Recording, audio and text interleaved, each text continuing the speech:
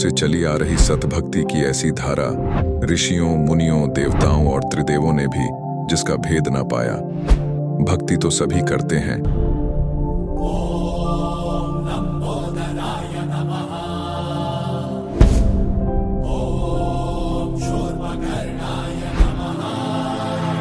और हरदम यह सोच रहती है कि रहने के लिए आलीशान घर हो, घूमने के लिए बड़े बड़े पार्क हो, खाने पीने के लिए स्वादिष्ट भोजन हो, हम कभी बीमार ना हो, कभी दुखी ना हो और कभी भी ना मरे।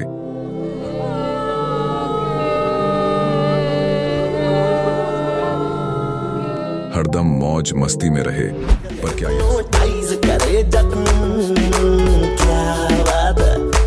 पर क्या यह संभव है? हम सब इतनी भक्ति करते हैं, व्रत करते हैं, श्राद्ध निकालते हैं, कावड़ लेकर आते हैं,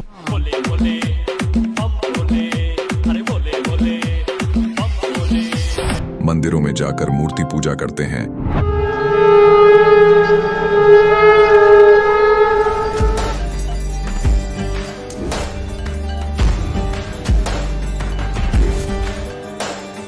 भानुकोटि भास्वरं भवाब्धितारकं परं नीलकण्ठमिप्सितार्थदायकं त्रिलोचनं कालकालमम्बुजाशमक्षशूलमक्षरम्। चर्च में जाकर प्रेयर करते हैं,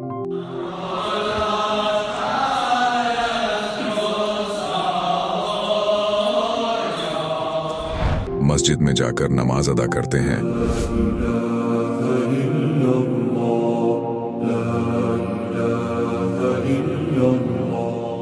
अल्लाहु अकबर कबीरा, और गुरुद्वारों में जाकर माथा टेकते हैं।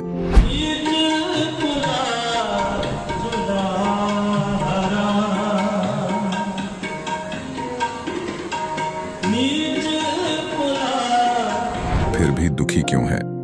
लेकिन क्या आप जानते हैं वो कौन सी भक्ति है? वो भक्ति जिसने मीरा को जहर से बचा लिया, ध्रुव और प्रहलाद की रक्षा की, अंधे को आंखें और बहरे को कान दिए, कोढ़ी को काया दी, दुखियों को सुखी जीवन दिया, मरने वाले को जीवन दान दिया और लाइलाज बीमारियों को दूर किया। जब संत रामपाल जी महाराज जी से दीक्षा ले ली थी, उसके बाद जब उनका कुछ विद इन मंथ कैंसर में राहत मिली। जैसे हम लोग परमात्मा का आदेश आया, हम लोग हॉस्पिटल गए और ऑपरेशन कराया। भगत जी 1 रुपया का भी दवाई माता जी को खाना नहीं पड़ा, और जो डॉक्टर कैंसर है बताते थे, वही डॉक्टर के मुख से हमने ये सुना भगत जी कि ये चमत्कार कैसे हो गया। तो हॉस्पिटल में दिखाया तो कैंसर घोषित कर दिया डॉक्टर ने यहाँ। तो फिर इसके इलाज के लिए घूमे, इलाज भी नहीं हुआ, तो फिर घर पे थक के बैठ गए। कैंसर के लिए जिंदल हॉस्पिटल में रहा, उसके बाद सपड़ा हॉस्पिटल में रहा, उसके बाद जयपुर में दिखाया, उसमें कोई इलाज नहीं हुआ। संत रामपाल जी महाराज जी ने चरणामृत प्रसाद दिया और आशीर्वाद दिया और भक्ति ज्ञान दिया, और उसके बाद मैं तंदुरुस्त हूँ। हर दिन में अपना सब कुछ खाता हूँ, मुझे कोई समस्या नहीं। मेरे को बीमारी ये थी सर कि ब्लड ट्यूब में मेरे को एक प्रकार का पस आ गया था और इन्फेक्शन हो गया था। उस इन्फेक्शन को डॉक्टर लोग वो कह रहे थे कि इसमें आपको ऑपरेशन करना पड़ेगा। आश्रम पहुंचने में परमात्मा का नामदान लिया और जो उन्होंने मुझे उपदेश दिया, उस उपदेश देने के बाद उन्होंने आशीर्वाद दिया। आशीर्वाद देने के बाद तत्क्षण में मेरा ये रोग वहीं के वहीं दर्द बिल्कुल ठीक हो गया। भक्ति सभी करते हैं, लेकिन उपरोक्त लाभ सिर्फ सतभक्ति से ही प्राप्त होते हैं। आज भी सतभक्ति करने वाले हजारों लाखों लोगों को शास्त्र अनुसार भक्ति का अद्भुत अनुभव प्राप्त हो रहा है। आइए जानते हैं ऐसे ही लाखों श्रद्धालुओं में से एक सतभक्ति करने वाले इस श्रद्धालु का अनुभव। नमस्कार सर। नमस्ते सर। सर क्या नाम है आपका? मेरा नाम रविंद्र सिंह घृतलहरे है। रविंद्र जी आप कहाँ से हैं? जिला दुर्ग, भिलाई, छत्तीसगढ़ से। रविंद्र जी संत रामपाल जी महाराज से नाम दीक्षा आपने कब ली? संत रामपाल जी महाराज जी से नाम दीक्षा मैं 20 नवंबर 2017 को लिया सर। रविंद्र जी संत रामपाल जी महाराज से नाम दीक्षा लेने से पहले आप क्या भक्ति साधनाएं करते थे?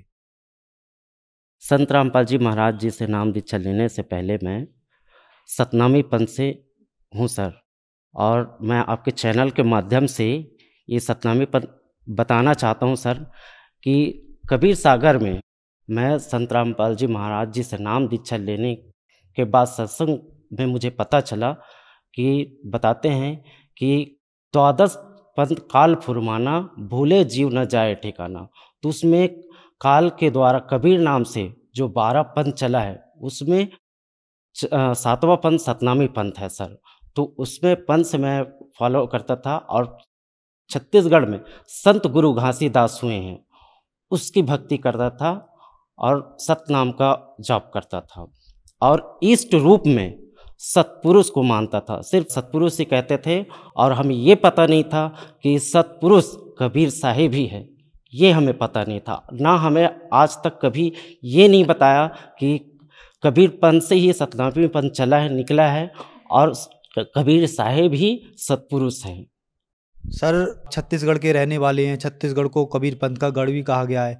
संत रामपाल जी महाराज जी भी कबीर पंथी हैं। तो इन सब पुरानी कबीर पंथ को छोड़कर आप कबीर पंथी संत रामपाल जी महाराज जी के पास गए, क्या कारण था? जी सर, जितने भी अभी कबीर साहब के नाम से जो पंथ चल रहा है उसमें सिर्फ कबीर साहब को सदगुरु ही बताते हैं, पूर्ण परमात्मा नहीं बताते हैं। और साथ में अन्य देवी देवताओं की भी भक्ति बताते हैं।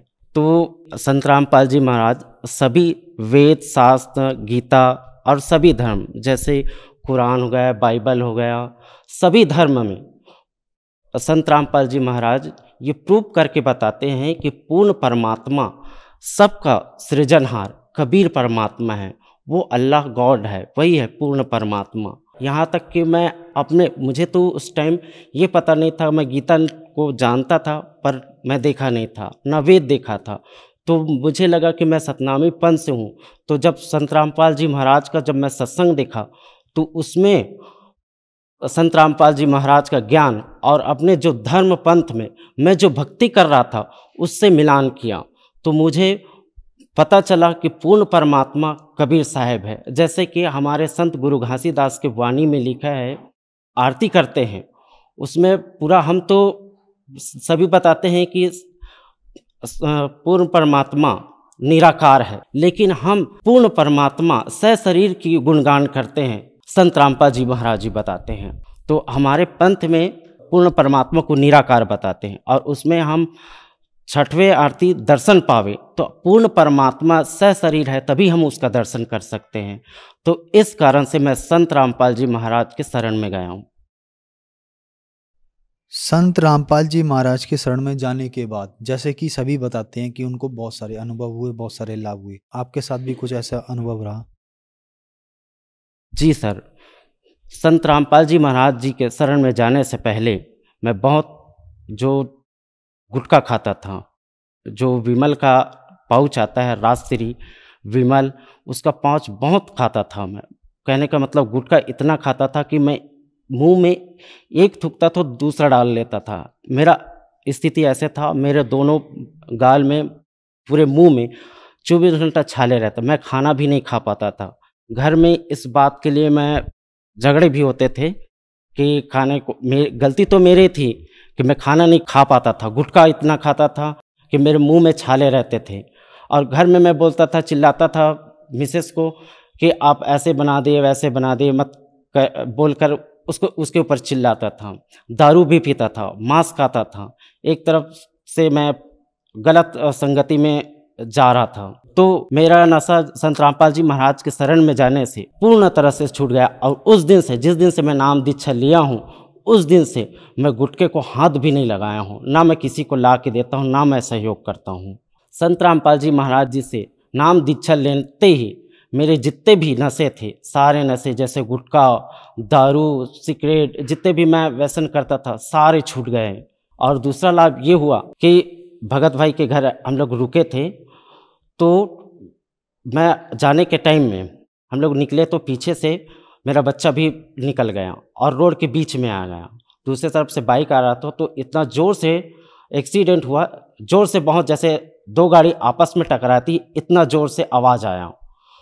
तो क्या हुआ कि मेरे पीछे से फिर मेरे मिसेज जो निकल के आई, देखा तो, और बच्चा जो है गाड़ी के बीच में फंस के 12 फुट तक कम से कम रगड़ते हुए गया।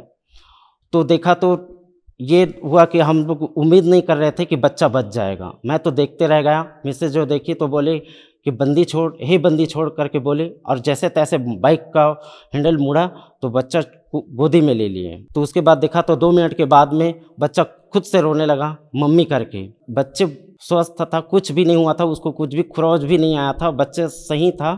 तो जो बाइक वाले भी थे तो वो भी मतलब देख के पहले तो बोलने लगे कि हम लोगों को कुछ करेंगे, मारेंगे, पीटे। तो हमने बोला कि हमारा बच्चा सही है, आप जा सकते हो भैया करके हम उसको जाने दे दिए। तो घर में ला के देखा तो बच्चे सही था, उसको कुछ भी नहीं हुआ था, परमात्मा संत रामपाल जी महाराज की दया से। सर, संत रामपाल जी महाराज से नाम दीक्षा लेने के बाद आपको बहुत सारे लाभ प्राप्त हुए, तो संत रामपाल जी महाराज से नाम दीक्षा कैसे ले सकते हैं? संत रामपाल जी महाराज जी का विभिन्न चैनलों में सत्संग आता है, उसके नीचे पट्टी चलती है, उसमें आश्रमों का नंबर दिया गया रहता है, उसमें आप कांटेक्ट करके आप नाम दीक्षा ले सकते हैं और सद्भक्ति करके मोक्ष करवा सकते हैं। धन्यवाद सर। सत साहिब। अब जगत गुरु तत्वदर्शी संत रामपाल जी महाराज जी के सत्संग के माध्यम से उस अद्वितीय आध्यात्मिक ज्ञान के बारे में जानते हैं, जिसके माध्यम से आप भी प्राप्त कर सकते हैं ऐसे आध्यात्मिक, मानसिक और भौतिक सुख जो अभी तक आपने सिर्फ मीराबाई, ध्रुव, प्रहलाद जैसे कुछ ही भक्तों की जीवन कथा में सुने होंगे। अब सुनिए तत्वदर्शी संत के संग शास्त्र अनुकूल भक्ति सत्संग, ऐसा अद्वितीय आध्यात्मिक ज्ञान जिसका है सर्वधर्मों के पवित्र शास्त्रों में प्रमाण। अब उनके सामने दूसरी समस्या ये थी कि वो गंगा में स्नान नहीं कर सकते थे और प्रतिदिन स्नान करके अपनी नित्य क्रिया करना उनका एक स्वभाव बन गया था।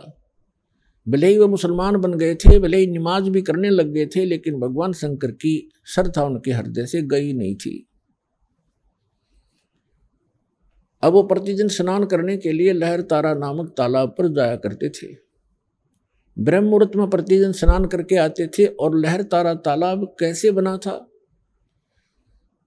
वर्षा के दिनों में दरिया गंगा बहुत फुल भर के चलती है, कई बार ओवरफ्लो भी कर जाती है, और लहरों के द्वारा गऊ घाट के ऊपर से लहरों से पानी उछल उछल कर एक गड्ढे में चला जाया करता था और वो एक बहुत बड़े सरोवर का रूप बना लेता है। उसके अंदर कमल के फूल विकसित हो जाते हैं और गंगा का जल निर्मल रहता है, वो खराब होता नहीं। तो नीरू नीमा प्रतिदिन स्नान करने जाया करते थे। ज्येष्ठ सुदी पूर्णमासी, आज ये जो शुभ दिन है, इस दिन वो परमात्मा सतलोक से चलकर आए और उसी लहर तारा तालाब में कमल के फूल पर एक शिशु रूप धारण करके विराजमान हुए। उनके प्रत्यक्ष दृष्टा महर्षि स्वामी रामानंद एक ब्राह्मण थे, बहुत बड़े विद्वान माने जाते थे। उस समय काशी के अंदर वेदों, गीता और पुराणों के मर्मज्ञ ज्ञाता कहलाते थे। उन्होंने 1400 ऋषि बना रखे थे, प्रचारक चेले बना रखे थे ब्राह्मण।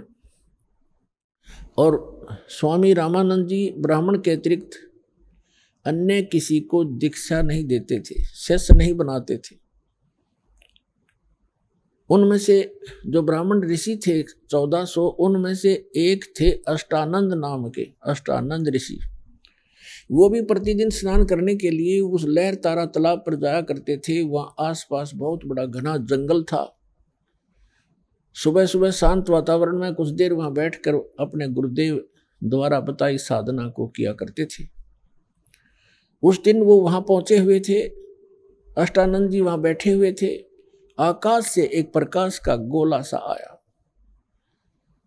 अष्टानंद जी ने देखा कि ये आसमान से इतना तेज प्रकाश कैसे आ रहा है।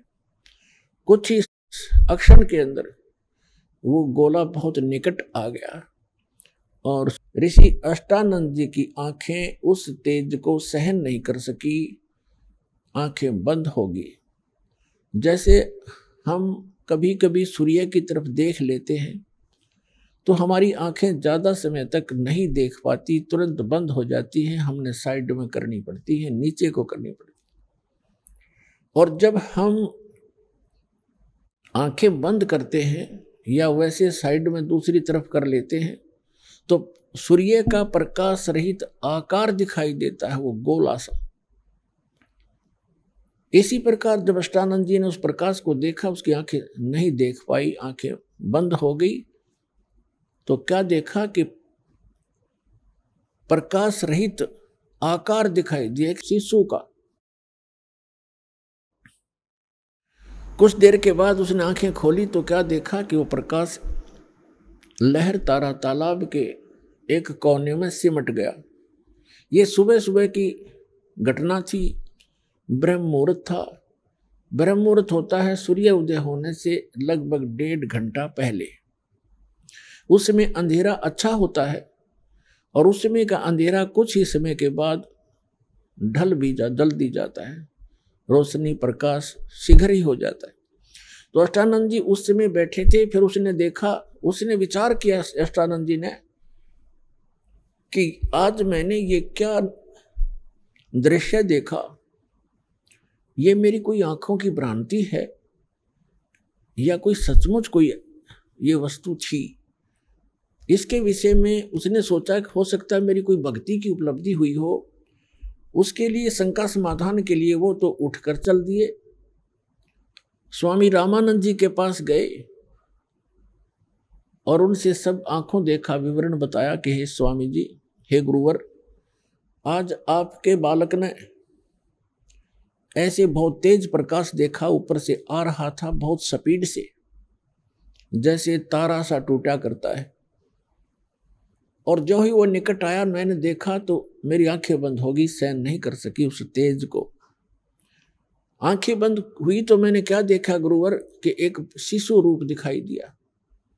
दोबारा मैंने आंखें खोली तो सामने क्या देखा कि वो प्रकाश उस लहर तारा तालाब के एक कोने में सिमट गया। फिर मुझे कुछ दिखाई नहीं दिया अंधेरे में।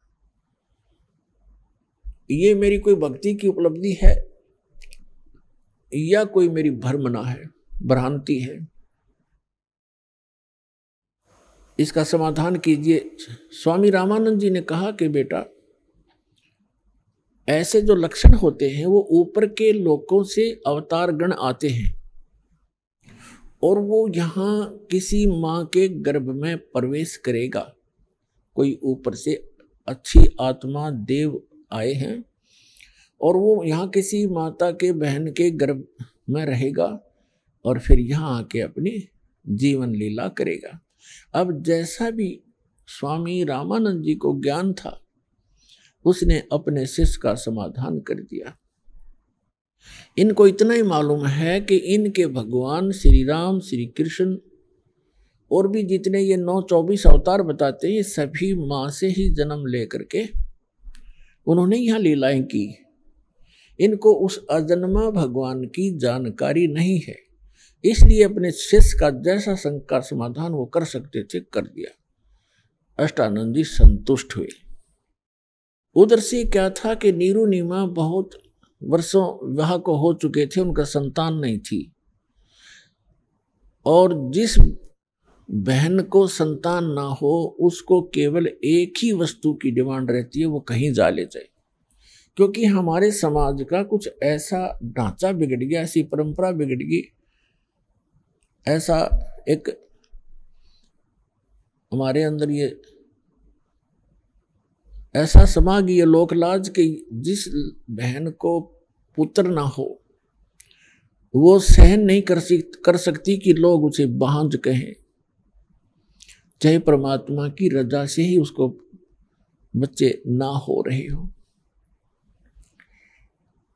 तो काफी वर्ष बीत गए थे और लगभग 60 वर्ष के आयु होगी थी नीरू और नीमा की, उनका संतान नहीं थी।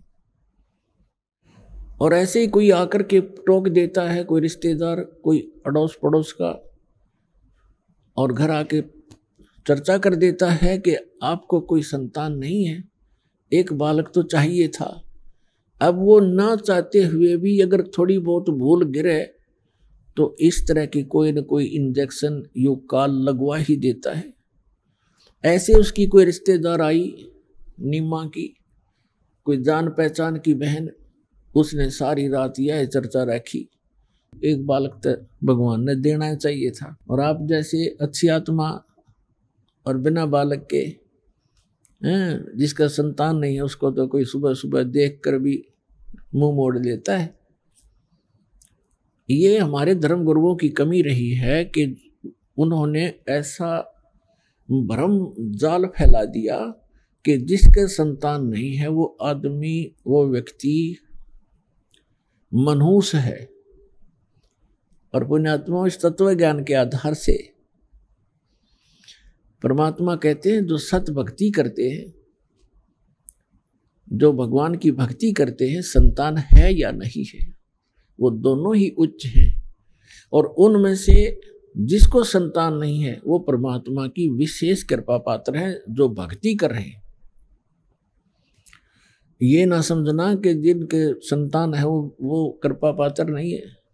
कृपा पात्र तो वो भी हैं क्योंकि भगवान ने शरण में ले लिए हैं, लेकिन उनके लिए इसलिए कहा जा रहा है कि उनका कोई किसी से संस्कार उलझा नहीं है। और काल की एक ऐसी आदत है, ये उलझुआना चाहता है, चाहे किसी भी प्रकार उसको फंसाना पड़े उसकी चेष्टा रहती है। ऐसा लोक वेद, ऐसा समाज बना दिया तो न चाहते हुए भी वो बहन जिसके बालक नहीं है वो पता नहीं कि कहीं बता दो उसको, कोई क्रिया बता दे वही जाएगी बेचारी। किसी प्रकार मेरा यो निसंतान वाला जो पॉइंट है ये क्लियर हो जाए। अपने आत्माओं परमात्मा खोजे से नहीं मिलते। ऋषियों ने हजारों वर्ष तपस्याएं कर ली, वो मालिक नहीं मिला, और वो परमात्मा नीरू और नीमा को आकर मिल गए। क्या उनको संतान नहीं दे सकते थे? वो कितनी प्यारी आत्मा होंगी उनकी, जिनको बगैर प्रयत्न के सीधे आके मिल गए और उनके घर रहे, पुत्र की तरह उनको सुख दिया। लेकिन वो पुत्र भी दे सकते थे, वो ना भाग्य में हो तो भी दे सकते थे, लेकिन वो विशेष कृपा पात्र थे। परमात्मा अपने जीव को ये संसारिक जो सुख हैं, यहाँ की जो सुविधाएं हैं जिनको हम उत्तम मान रहे हैं, ये भक्ति मार्ग में उत्तम नहीं है, बाधक है। तो ऐसा कोई अनजान ही कर सकता है जो अपने निजी बच्चे को और जानबूझ के कीचड़ में गिरे, वो तो कीचड़ से निकाल कर धोया मांजा करे और दोबारा कीचड़ में कोई डाल सकता है? पुण्यात्माओं, आप तो मांगते हो यहाँ के सुख, यहाँ की संपत्ति, संतान, ये मिला आपको, और परमात्मा को आपका पहाड़ जैसा दुख दिखाई देता है। यदि आप जी अब मोक्ष प्राप्त नहीं कर सके, ना जाने कितने जन्मों में ये कष्ट आपको फिर सामने खड़े दिखाई देंगे। यदि इन संसारिक कार कोठियों में, घोड़ा बग्गियों में सुख होता तो परमात्मा एक झोंपड़ी में नहीं रहते, एक झोंपड़ी में नहीं रहते और कपड़ा बुनकर एक सिंपल मैन की, एक बिल्कुल निर्धन व्यक्ति की भूमिका नहीं करते। वो हमें ये दिखाना चाहते थे कि यदि आपको ये ज्ञान हो जाए कि ये काल का लोक है, यहाँ जन्म मृत्यु का दीर्घ रोग आपको लगा हुआ है और जितनी बार भी जन्मोगे आपको ये संकट फिर प्रत्येक बार झेलने पड़ेंगे जो आज जीवन में झेल रहे हो, इसका अंत नहीं। और एक ऐसा सुखमय स्थान है जहां जाने के बाद आपकी जन्म मृत्यु कभी नहीं होगी, और वहां आपका मनुष्य शरीर होगा, आपके बच्चे होंगे, आपकी पत्नी होगी, आपका संतान होगा, एज इट इज होगा, आपका परिवार होगा, वो कभी मृत्यु को प्राप्त नहीं होगा। और यहाँ आप सारा जीवन इन्हीं की सुरक्षा में लगे रहते हैं और पता नहीं कब बिजली गिर जाए। आप पढ़ रहे हो समाचार पत्रों में, देख रहे हो मीडिया, इस इलेक्ट्रॉनिक टीवी चैनलों पर, केदारनाथ नाम के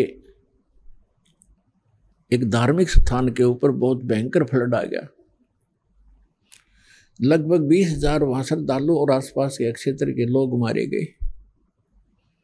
बताओ, अब वो बेचारे अपने परिवार के लिए ही बैठे थे, मेरा बच्चा ऐसे हो जाए, मेरी बेटी ये बन जा, पुत्र अच्छा नौकर लग जा, नौकरी लग जा, ऐसे हो जा, धन बन जा। खाक बन गया यहाँ पर। उनकी लाशों भी नहीं मिल लिए, दब गए टनों मिट्टी के ढेर में, खोजत भी ना पाओ। तो परमात्मा ये दिखाना चाहते हैं, आप जिस लोक में रह रहे हो और जो वस्तुएं आप डिमांड कर रहे हो, ये मांगने की कोई ना, ये तो मैं आप ही दे दूंगा जो तुम्हें आवश्यकता पड़ेगी। और हम केवल एक उद्देश्य लेकर आते हैं, ये हो जाए, वो हो जाए, वो हो जाए। ये तो हो जाएंगे, लेकिन वो काम रह जाएगा जिसके लिए आप यहाँ आए हो। फिर इनका क्या करोगे? क्या मांगो कुछ स्थिर ना रहा ही, देखत नैन चला जग जाई। 1 लाख पूछ सवालक नाती, उस रावण का जो दीवान बाती। आप क्या मांगोगे भगवान से? एक पुत्र मांग लोगे, थोड़ी बहुत संपत्ति मांग लोगे, धन मांग लोगे, कोई कोठी मांग लोगे, कार मांग लोगे, ठीक है। अगर आप मोक्ष नहीं चाहते हो तो ये भी दे देंगे आपको। फिर क्या करोगे? रावण के 1 लाख पुत्र थे और सद्भक्ति ना करने से सर्वनाश को प्राप्त हुए। अंत में उनका कोई दीपक जलाने वाला शेष नहीं रहा। सर्व सोने की लंका थी वह रावण से रणधीरम, एक पलक में राज विराजी जमके पड़े जंजीरम। तो परमात्मा उनको संतान भी दे सकते थे पर नहीं दिया। कीचड़ में नहीं डाल सकते अपने माता पिता अपने बच्चों को, कीचड़ से निकाला करते हैं। तो वो कोई बहन उस नीमा को रात्रि के दिन सामने आई, चली गई, 2 इंजेक्शन ला के, एक पुत्र से चाहिए था। भगवान ने यह क्या करी, तेरा संसार में साझा हो जाता है, लोग देखते नहीं कहे वो आ गया मनुष्य। तो वह सारी रात करवट बदलती रही बहन नीमा, और सुबह उठ कर उसके पति ने कहा कि चल स्नान करने चलते हैं, समय हो गया। उठकर चल पड़ी। रास्ते में, क्योंकि बेशक उन्होंने मुसलमान धर्म स्वीकार कर लिया था, लेकिन भगवान शिव को भुला नहीं पा रहे थे। रास्ते में अकेले आ रहे थे, नीमा फूट फूट कर रो रही थी कि हे भगवान शंकर, हे देव, हे महादेव, मुझ दासी को भी ये खिलौना दे देते, मेरा भी संसार में मुंह ऊपर को करके जीने का साधन बन जाता। अब मेरा जीना दुभर हो गया मालिक, आप क्या नहीं कर सकते? हमारी भूल को माफ करो, हम तो मूर्ख हैं, तुच्छ हैं, गलती बनी होगी भगवान। एक लाल दे देते, एक बच्चा दे देते, हमारा भी जीवन सुखी हो जाता। रोने लगी बुरी तरह, क्योंकि उस इंजेक्शन ताजे ताजे लगा रखे थे, वह लगा गई थी सामने कोई बावड़ी सी। तो नीरू कहने लगा कि देखो नीमा, यदि हमारी किस्मत में होते तो भगवान दे ही देते, किस्मत में हमारे भाग्य में है नहीं तो भगवान देंगे कहाँ से? शिव जी। और रो रो के तू अपनी आंखें फोड़ लेगी, बुढ़ापे में उंगली पकड़ने वाला कोई है नहीं, अंधी हो जाएगी, ये और दुख होगा, तो रोया मत कर। बहुत प्यार से उसको समझाने की चेष्टा करता हुआ चल रहा है। और ऐसे ही प्रार्थना आपस में चर्चा करते करते लहर तारा तालाब पर पहुंच गए। स्नान करने के लिए पहले नीमा चली गई, नीरू बाहर दूर बैठ गया। नीमा स्नान करके बाहर आई उस लहर तारा तालाब के उस घाट से। उसके बाद नीरू स्नान करने के लिए तालाब में प्रवेश किया। तब तक रोशनी सी हो गई थी, थोड़ी थोड़ी उजाला सा हो गया था, सूर्य उदय नहीं हुआ था। और नीमा स्नान करते समय जो वस्त्र बांध कर अपने लपेट कर नहाई थी शरीर के, उसको धोने के लिए जब पुनः तालाब पर गई, उसने क्या देखा कि कमल के फूल के ऊपर कोई वस्तु हिल रही है, क्योंकि परमात्मा कमल के फूल पर शिशु रूप धारण करके विराजमान थे, सतलोक से आकर विराजमान हुए थे और पैर के एक पैर को हिला रहे थे। वो पैर को हिला रहे थे। नीमा ने देखा कि कोई सर्प ना हो और गौर से देखा तो क्या देखा कि तो बालक है, छोटा सा बच्चा। उसने अपने पति से कहा कि देखियो जी, कमल के फूल पर बालक है, देखियो उस कमल के फूल पर बालक लेटा है। नीरू कहने लगा कि नहा रहा था वो, नहाते नहाते कह रहा कि नीमा तू मेंटल होली, तू बिल्कुल पागल होगी बच्चों के मोह में। अब तुझे सरोवर के अंदर जल में, गहरे जल में भी बच्चे दिखाई देने लगे, तो कुछ संतोष कर, कुछ सब्र कर। तो वो फिर जोर से कहने लगी देखियो जी सचमुच, देखो देखो देखो सामने। अब उसने सोचा देख तो लूं, या पागल किसको क्या कह रही है। उसने जो ही जिस तरफ वो संकेत कर रही थी ध्यान से देखा तो सचमुच एक कमल के फूल पर बालक लेटा है। अब उसने भी आव देखा ना ताव देखा, कमल के फूल समेत तोड़ लिया, उठा लिया और अपनी पत्नी को थमा दिया कि सचमुच ये तो बालक यहाँ डूब जाता, तो शुक्र है तुमने याद दिखा मुझे बता दिया। अब वो बच्चे को लेकर इतना प्यार करती है और सौ शुक्र मनाती है अपने शंकर भगवान के कि हे भोलेनाथ, हे परमात्मा, आज ही हृदय से पुकारा था, आज ही आपके ने अपनी दासी की पुकार सुन ली। ओए होए कितना सुंदर बालक दे दिया, सीने को लगावे, कभी उसका मुंह चूमे, प्यार करे और सौ शुक्र मनावे शंकर भगवान के। अपने आत्मा हमारे साथ ऐसे बना हुआ है, करता है सारा कुछ परम अक्षर ब्रह्म जो सर्वशक्तिमान है कबीर भगवान। और हमें जो कुछ भी यहाँ उपलब्धि हो रही है अपने संस्कार वश, उनका क्रेडिट हम देते रहे ब्रह्मा जी, विष्णु जी और शिव जी और अन्य देव देवताओं को। ये हमारी भूल थी। अब इस बच्चे को अपनी पत्नी को थमा दिया नीरू ने, और नीमा लेकर जल से बाहर आकर उसका प्यार करती है, कभी मुंह चूमती है, कभी सौ शुक्र मनाती है शंकर भगवान के। यहाँ गरीबदास जी महाराज परमात्मा से परिचित होकर शतलोक में भगवान को देखकर वहाँ के सुख और उनकी सामर्थ्य को देखकर वापस यहाँ छोड़े गए। तब उन्होंने कहा था जगत का पेखना पेख्या, धनी का नाम न लेखा। जगत का पेखना पेख्या, धनी का नाम न लेखा। हम एक दूसरे को कहते हैं उसने ऐसे कर दिया, उसने ऐसे कर दिया। जो करने वाला धनी है, कुल मालिक है, उसका जिक्र भी नहीं करते, उसका नाम भी नहीं हमें मालूम। नीरू स्नान करके बाहर आया। अब नीरू ने सोचा कि पहले तो हमें मुसलमान बना दिया बाई फोर्स, बलपूर्वक। हमारा कोई मुसलमानों में अभी इतना मेल मिलाप नहीं है। हिंदू हमसे नफरत करते हैं। अब हम मुसलमान बनाए, दीन बदल दिया हमारा कोई बस नहीं चला। बतेरी गलानी है हमें, पर विवश से हम जाएं कहाँ। फिर उसने सोचा कि यदि आज हम इस बच्चे को लेकर जाएंगे तो नगर निवासी पूछेंगे किसका उठा लाए, कमबख्त हो तुम, इसकी माँ रो रही होगी, छोड़ के आओ, बताओ किस कहाँ से लाए हैं। वो स्वयं कल्पना कर रहा है कि हमारे साथ ऐसी बीत सकती है, और बच्चा भी जाएगा और हमें देश से निकाला भी मिल जाएगा, नगर से निकाल दिया जाएगा। इस डर के कारण नीरू ने अपनी पत्नी को समझाया कि देखो हमारे साथ ऐसे ऐसे बन सकती है और हम कहीं के नहीं रहेंगे, बच्चा भी नहीं रहेगा। तो उसकी पत्नी कहती है कि जी मुझे नहीं मालूम इस बालक ने मेरे ऊपर के जादू कर दिया, अब मैं इसके बिना प्राण त्याग दूंगी, मैं रह नहीं सकती, मैं इसके बिना जिंदा नहीं रहूंगी। तो नीरू ने कहा तो बिल्कुल पागल होगी, कुछ भी भविष्य का नहीं देखती हो। मैं कह रहा हूं बच्चा भी नहीं रहेगा और हमें भी निकाल दिया जाएगा, घर से बेघर कर दिए जाएंगे, तो कुछ अकल से काम ले, रख दे इस बच्चे को यहीं पर।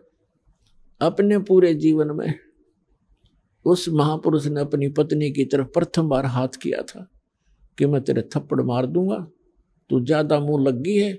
मैं तेरी हर बात को मानता रहा कि ये जान करके इसको संतान नहीं है और इसकी आत्मा को दुख ना हो, और प्रत्येक बात को तेरी को स्वीकार करता रहा, लेकिन तू ज्यादा हठी हो गई है, रख दे इस बच्चे को, नहीं मैं तुझे पीट दूंगा। बहुत दुखी होकर के उसने हाथ किया अपनी पत्नी की ओर, और वो टस से मस नहीं हो रही थी कि मार बेशक, बच्चा नहीं छोड़ूंगी। तब परमात्मा ने कहा कि हे मोमिन, मुझे ले चलो अपने घर, तुम पर कोई आपत्ति नहीं आएगी, मैं तुम्हारे लिए ही आया हूं। अब इस बात को देखकर उसने सोचा इस बालक में कोई भूत प्रेत पितर या कोई देव फरिश्ता कोई गण बोल रहा होगा और कहीं तुझे हानि ना कर दे, इस डर से वो चुप हो गया, डरा डरा सा चल पड़ा। घर पर आते ही लोगों ने देखा कि नीमा ये बच्चा कहाँ से लाए, कि कमल के फूल पर मिला, भगवान हमारे अल्लाह ने दिया। अब वो नू तो कहना शंकर भगवान ने दिया, वहां लाकर ना पड़ा उसने, अल्लाह ने दिया है ये। अब सारे आसपास के मोहल्ले के व्यक्ति, स्त्री, पुरुष, बालक इकट्ठे हो गए, कहने लगे इतना सुंदर बालक है, ओहो इसका चेहरा ऐसे दमक रहा है जैसे देवताओं का हो, कोई कहे तो बहुत ही सुंदर बालक है, ऐसा चेहरा, ऐसा इसका फुर्तीला शरीर है, ये कोई देव आया है, कोई कुछ कर रहा, कोई कुछ कह रहा। यहाँ तक लिखा है आदरणीय गरीबदास साहिब जी ने परमात्मा की महिमा की वाणी लिखी है। परमात्मा से परिचित होकर के सतलोक लेकर गए थे कबीर भगवान गरीबदास साहिब जी को, गांव छुड़ाने जिला झज्जर हरियाणा वाले को। वो जब 10 वर्ष के थे सतलोक लेकर गए, अपने जहाँ निज स्थान पर भगवान रहता है, जो शाश्वत स्थान है, जिसको गीता अध्याय नंबर 18 के श्लोक नंबर 62 में कहा कि अर्जुन तू सर्वभाव से उस परमेश्वर की शरण में जा, उसकी कृपा से तू परम शांति को और सनातन परम धाम को प्राप्त होगा। तो शाश्वत स्थान में परमात्मा रहते हैं, वहां लेकर गए थे तो वापस छोड़ा था। गरीबदास जी को दिव्य दृष्टि दे दी थी, उस दिव्य दृष्टि के आधार से और आंखों देखा भगवान के उस सारे नज़ारे को गरीबदास साहिब जी ने एक ग्रंथ की रचना की, जिसको गरीबदास ग्रंथ कहते हैं। जैसे तुलसीदास जी ने लाखों वर्ष पहले घटी घटना रामायण को अपने शब्दों में लिपिबद्ध कर दिया, चौपाइयाँ अपने हिसाब से बना दी और कथा यथार्थ है।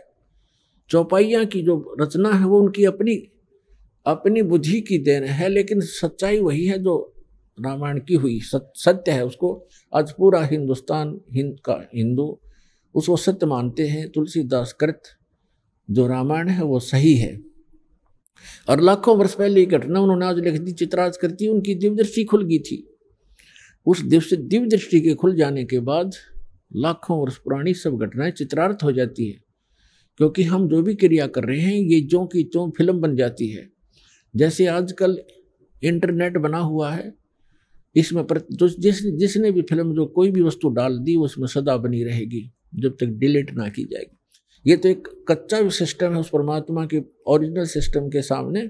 तो परमात्मा की ये समझ लो सारी एक यूट्यूब है और ये सारा कुछ ब्रह्मांड उसका इंटरनेट है, इसमें सदा रहती है एज इट इज।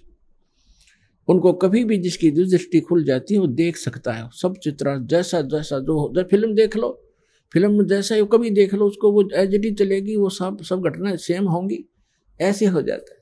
तो गरीबदास जी की जो दिव्य दृष्टि थी वह तुलसीदास जी से कहीं कई गुना श्रेष्ठ थी, ज्यादा क्षमता वाली थी। तो गरीबदास जी ने ऐसे ही अपने भगवान कबीर परमेश्वर की महिमा लाखों वर्ष पहले जहां जहां पहले वो कभी प्रकट हुए वो सारा, और काशी के अंदर जो लीला की वो सारी, वो तो फिल्म है, कभी देख लो। तो गरीबदास जी की यूट्यूब चालू हो गई थी, उसमें उन्होंने देखा और वर्णन किया अपनी भाषा में।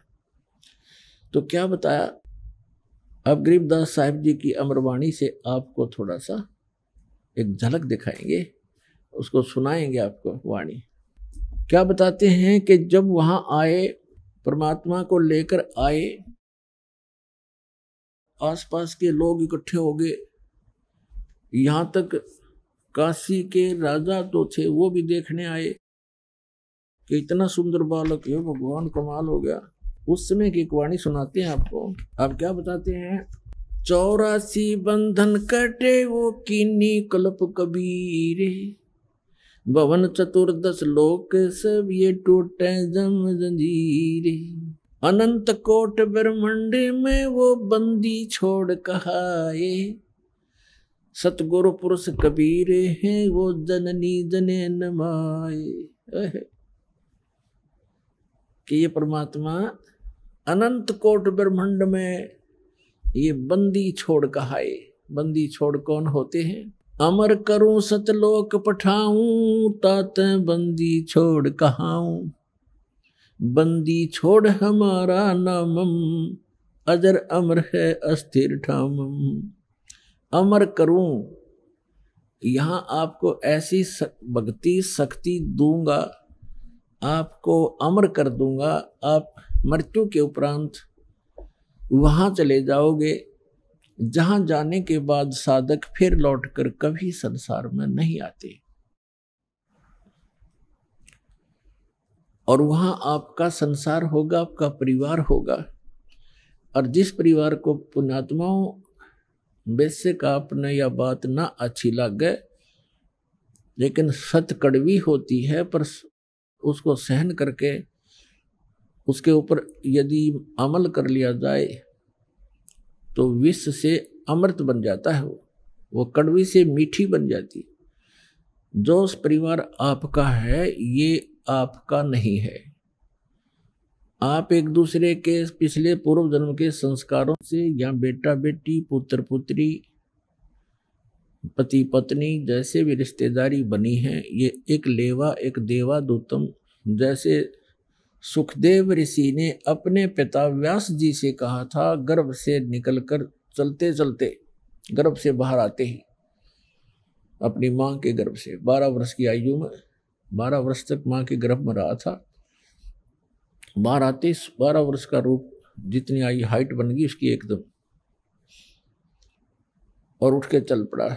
व्यास जी ने ये कहा था कि आप बेटा मुझे दर्शन दे दे, 12 वर्ष तेरी इंतजार करी, बालक होगा बालक होगा। तो उसने कहा था कि ऋषि जी, ना जाने कितनी बार तू मेरा बाप बन लिया, ना जाने कितनी बार मैं तेरा बाप बन लिया। ये तो बुरा झंझट है। अब क्या मुझे इस बीमारी ने, इस रोग को कटवाने दे, मैं देखो नहीं आपके, और आप में मेरी ममता बन जा, मैं नहीं देखूंगा। और कहा, एक लेवा एक देवा दूतम, कोई किसी का पिता नहीं पुतम।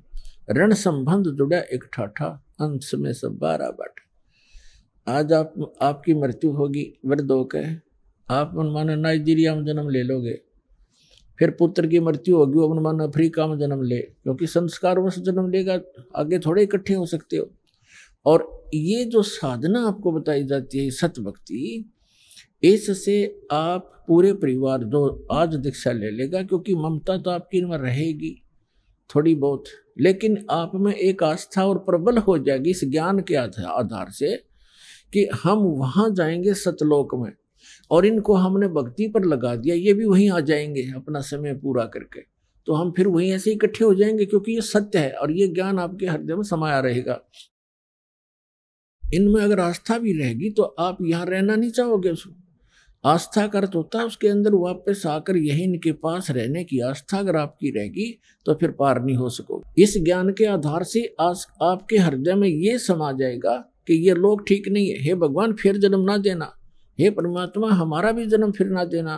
और हमारे संबंध में जो आए हैं बच्चे, कोई किसी भी नाते रिश्ते में है, पिता है, पुत्र है, पुत्री है, पत्नी है, दादी है, माँ है, तो इनको भी आपकी ये अर्ज होगी, कभी होगी तो ये भी वहीं आ जाए और वहीं फिर हम सदा रहेंगे। यहाँ तो आज मर गए और फिर मन माने यहीं आस्था होगी तो फिर यहाँ जन्म ले लोगे। ये जन्म मरण का रोग ऐसे कटेगा जो अब दास उतारा। तो कहने का भाव ये है कि आप एक दूसरे के साथ यह परिवार बना है, ये एक ऋण है, एक दूसरे का कोई लेना देना है। तो वो भी इंसान अच्छा नहीं होता जो लेन देन ठीक से ना करे। आपको ये पता लग गया कि ये इनका हमें आपस में कुछ लेना देना है, इसलिए हमारे साथ है, तो वो इंसान भी निकम्मा होता है जो अपने लेन देन को ठीक से ना सुलझावे, वो भी अच्छा नागरिक नहीं होता। तो आपने एक अच्छे भगत भी बने रहना है, और जो भी जिस रूप में आपको पुत्र या पिता, पुत्री या माता, बहन मिला है, उन सब को वो एक रोल, एक अच्छे पात्र की तरह आपने सुपात्र की तरह उसको वो भी निभाना है, तभी आप सफल होगे। तो कहने का भाव दो दास आपको बताना चाहता है कि अमर करूं सतलोक पठाऊं, ताते बंदी छोड़ कहाऊं। अमर करूं और सतलोक भेज दूंगा, स्पेशल साथ जाकर ना काल जाने दे है। अमर करूं सतलोक पठाऊं, अर्थात बंदी छोड़ कहाऊं। बंदी छोड़ हमारा नामम, अजर अमर है अस्थिर ठामम। ठाम मन स्थान, अजर अमर है वो लोक, कभी नाश में नहीं आता, वो सतलोक कहलाता। सत्य माने अविनाशी, शाश्वत, सदा रहने वाला स्थान। वहां ले जाऊंगा तुम्हें, वहां छोड़ दूंगा। तो यहाँ कहते हैं अनंत कोट ब्रह्मांड में बंदी छोड़ कहाए, सो तो एक कबीर हैं जननी जने नमाए। वो किसी माँ से पैदा नहीं हुए। शब्द रूप शब्द स्वरूप साहेब धनी, शब्द सिंध सब माही। बाहर भीतर रम रहा, जहां तहां सब ठाई। अब जैसे सूर्य एक स्थान पर रहते हुए भी अपना पूरा काम कर रहा है, उसकी उष्णता, उसकी गर्मी मकान के अंदर भी प्रभावित कर रही है। तो इसी प्रकार परमात्मा की शक्ति सब जगह व्यापक है। और परमात्मा सतलोक में रहो और चाहे यहां आ जाओ, वो तो वहीं से अपना सारा संचालन, सब कार्य, सब ब्रह्मांडों का बैलेंस वही बनाए रखता है। तो यहां आए भगवान। जल थल पृथ्वी गगन में, बाहर भीतर एक, ये पूर्ण ब्रह्म कबीर हैं अवगत पुरुष अलेख। सेवक होके उतरे इस पृथ्वी के माही, जीव उदाहरण जगत गुरु बार बार बलि जाही। सेवक होके उतरे, एक दास बन के आए यहाँ पर कबीर दास। कबीर दास एक सिंपल मैन की भूमिका की मालिक ने।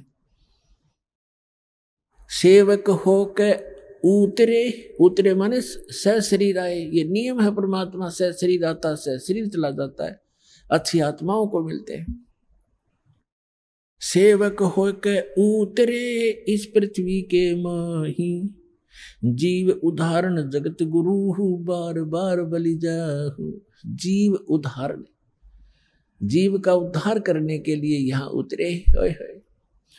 अभी आपको बताया था इन पवित्र वेदों में, ऋग्वेद के विषय में जो आपको सभी मंत्र और मंडल और सूक्त बताए, इनमें ये प्रमाण है कि वो परमात्मा ऊपर रहता है। एक तेजो में लोक है, 100 प्रकाशित पृथ्वी है वो सतलोक। उसके 3 पोर्शन हैं, 3 विभाग हैं। जैसे एक तो दिल्ली का बाहरी क्षेत्र जिसमें गांव हैं, विलेज है। एक फिर उसका शहर दूसरी स्थिति में, दूसरा पोर्शन बाजार है।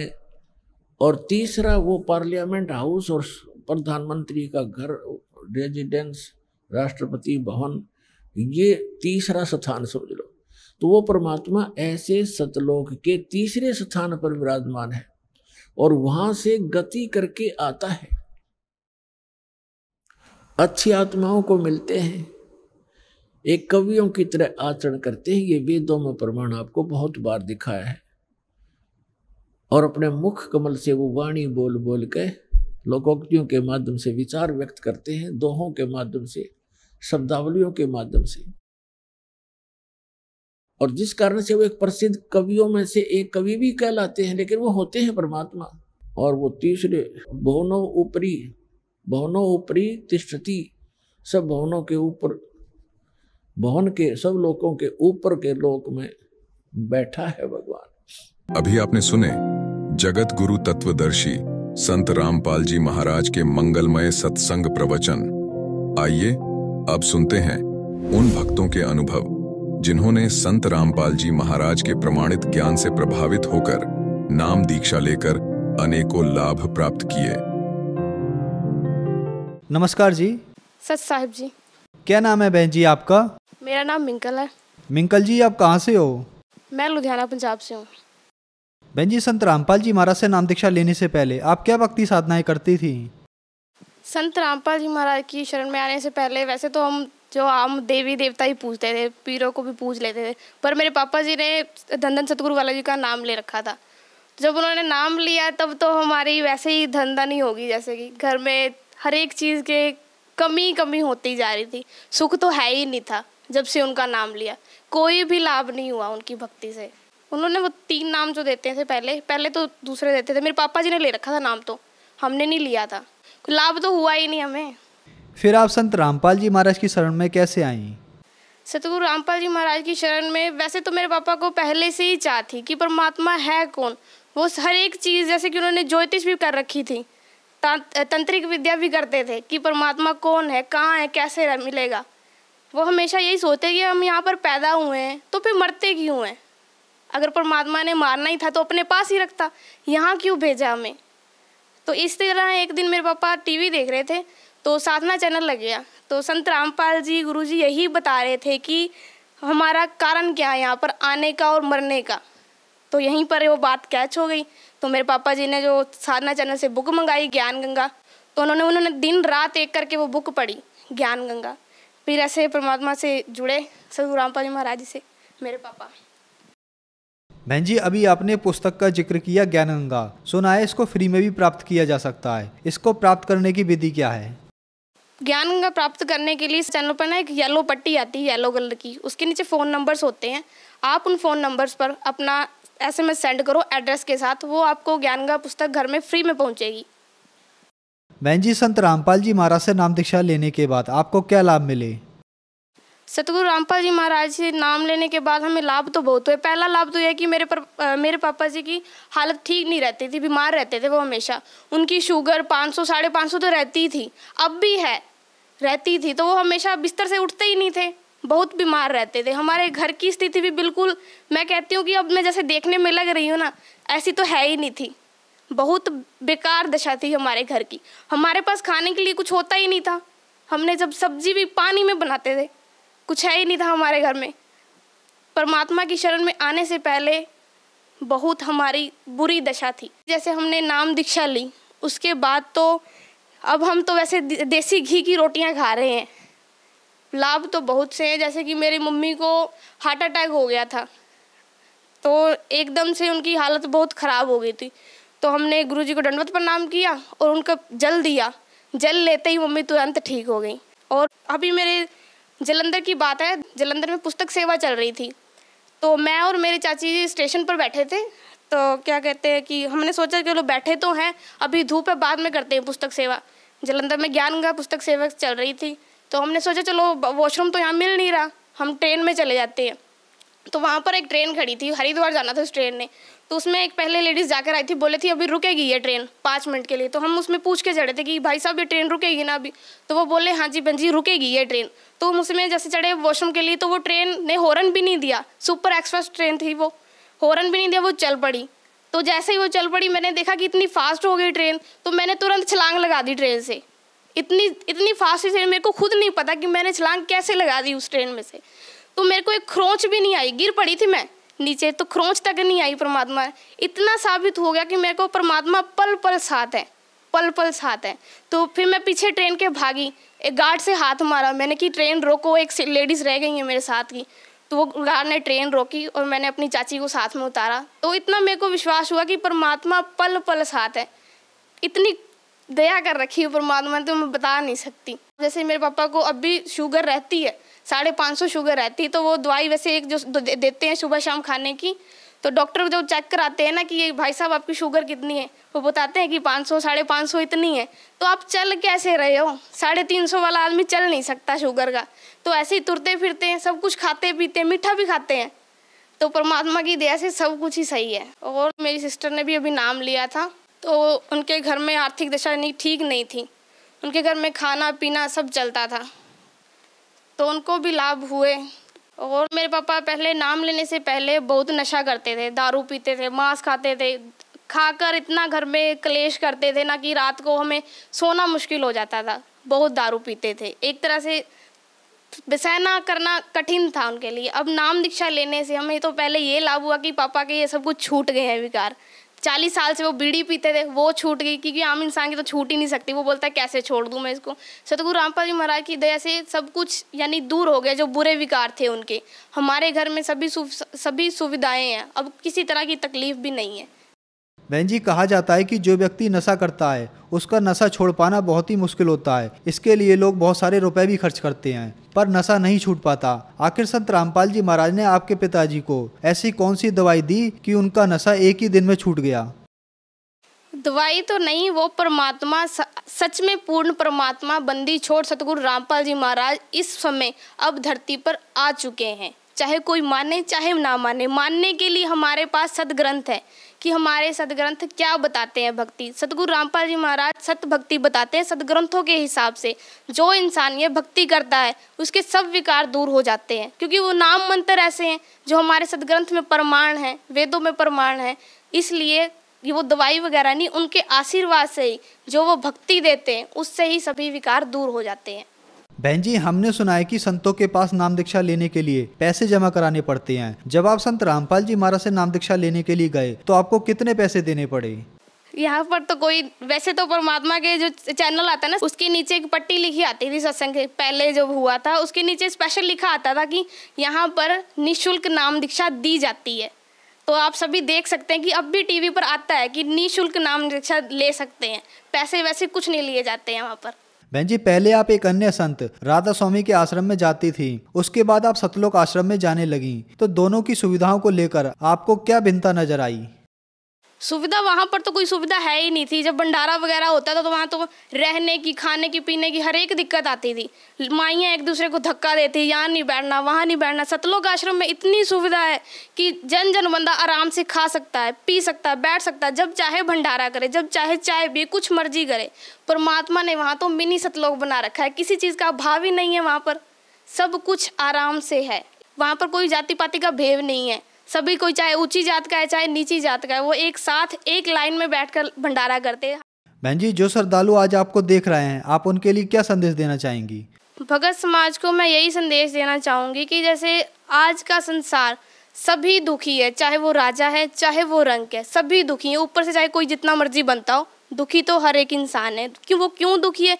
क्योंकि इसकी भक्ति सही नहीं है। वो शास्त्र विरुद्ध भक्ति कर रहा है। जो हमारे शास्त्र बता रहे हैं वो तो वो कर ही नहीं रहा। मंदिर में जा रहा है, पत्थरों को पूज रहा है, जबकि शास्त्रों में कहीं नहीं लिखा कि आप पत्थर पूजो। अगर लिखा होता तो सभी सुखी हो जाते। इतने सालों से देवी देवता पूज ही रहे हैं, हम सुखी क्यों नहीं हुए? क्योंकि हमारी भक्ति सही नहीं है। जो संत रामपाल जी भक्ति देते हैं वो शास्त्र के अनुसार देते हैं, जिससे करने से हमें लाभ होते हैं, शारीरिक कष्ट भी कटते हैं। इसलिए मैं अंत में यही कहना चाहूँगी कि चैनल पर गुरु जी का, सतगुरु रामपाल जी महाराज जी का सत्संग आता है, आप सत्संग सुनो, उनकी ज्ञान का बुक भी आती है, वो पढ़ो, ज्ञान को समझो और ये भक्ति अपनाओ। इस भक्ति से बहुत लाभ होते हैं, मोक्ष प्राप्ति होती है, क्योंकि ये सदग्रंथों के हिसाब से भक्ति है, उनके अनुसार है। बहन जी, संत रामपाल जी महाराज से नाम दीक्षा कैसे ले सकते हैं?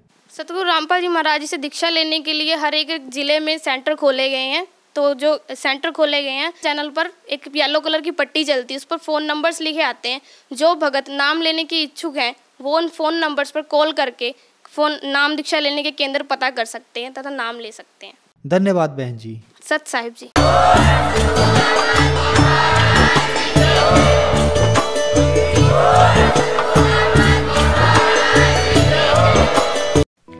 आप सुन रहे थे जगत गुरु तत्वदर्शी संत रामपाल जी महाराज के मंगल प्रवचन। अधिक जानकारी के लिए संपर्क करें।